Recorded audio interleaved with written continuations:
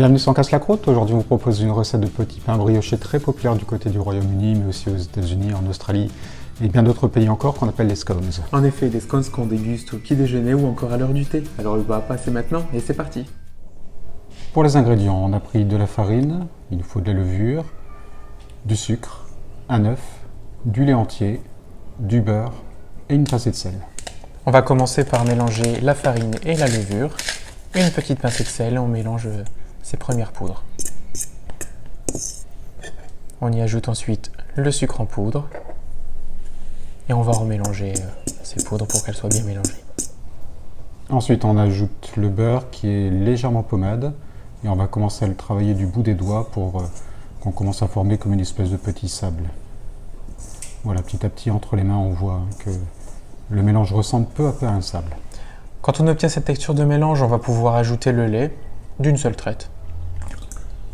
Et on va continuer de mélanger pour avoir une pâte bien homogène. Donc petit à petit, le mélange va se réunir, devenir un peu plus compact. La farine va s'incorporer et puis on mélange jusqu'à ce qu'on puisse obtenir une boule. Donc quand on peut former une boule, on pourra la débarrasser directement sur un plan de travail fariné. On peut donc la travailler un petit peu, pendant quelques minutes, 4-5 minutes, pour donner un petit peu de corps à la pâte. Et puis on va simplement l'étaler, juste avec les mains, sur une épaisseur de 3-4 cm. Après ça, on va pouvoir découper notre pâte en scones à l'aide d'un emporte-pièce fariné. Alors, si possible, un emporte-pièce cannelé comme ça traditionnellement, mais évidemment on peut le faire différemment, même avec un verre si on n'a pas d'emporte-pièce. Il n'y a pas de problème, c'est possible de faire les choses différemment.